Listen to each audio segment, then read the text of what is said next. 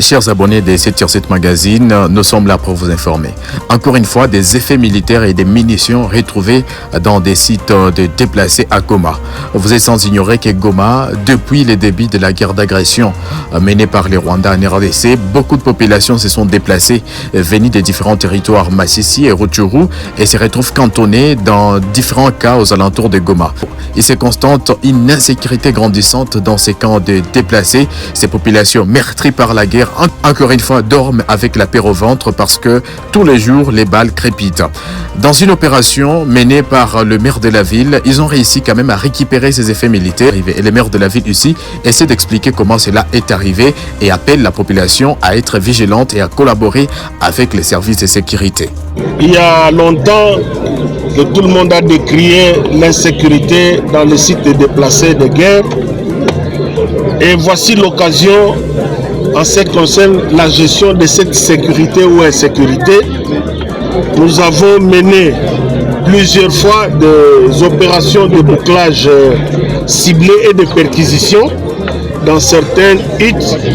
Mais aujourd'hui, avec le commandant qui est chargé d'assurer la sécurité dans le site de déplacés de guerre, l'opération de ce jour a présenté ce fruit dont vous venez de faire les symptômes. Voilà. La particularité aussi, c'est les amis qui sont déplacés de guerre. Nous faisons le plaidoyer. Ils doivent toujours dénoncer. Parce que ça ne se comprend pas que le caractère civil et juridique d'un camp de déplacés de guerre puisse être aussi considéré comme un milieu hautement militarisé. La présence des hommes en uniforme qui viennent se cacher ici avec plus de 300 munitions de guerre, c'est inconcevable. D'autre part, nous interpellons tous les commandants des unités, à savoir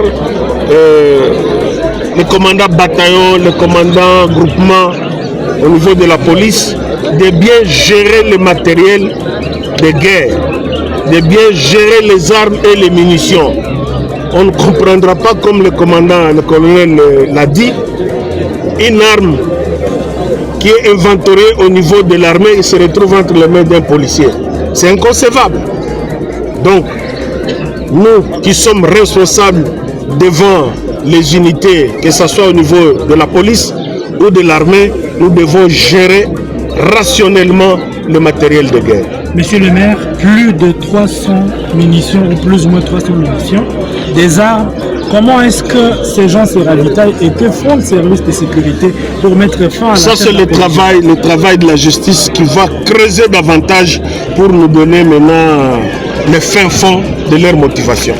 Et quel message aux déplacés qui s'enfuient mais qui visiblement collaboreraient avec vous? À tous citoyens, pas seulement les déplacés de guerre, nous devons avoir la culture de dénonciation.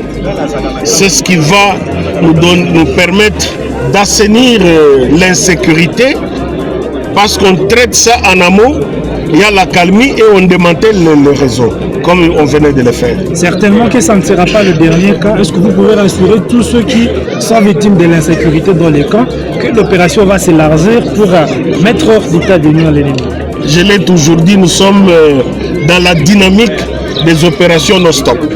Vous nous avez suivis jusqu'à la fin, merci beaucoup. Nous avons essayé un peu de le faire d'une manière un peu différente que d'habitude. N'hésitez pas également à aller nous rejoindre sur notre page Facebook 7/7 Magazine et sur Instagram 7/7 Magazine. J'étais Maurice Komayombi, merci beaucoup.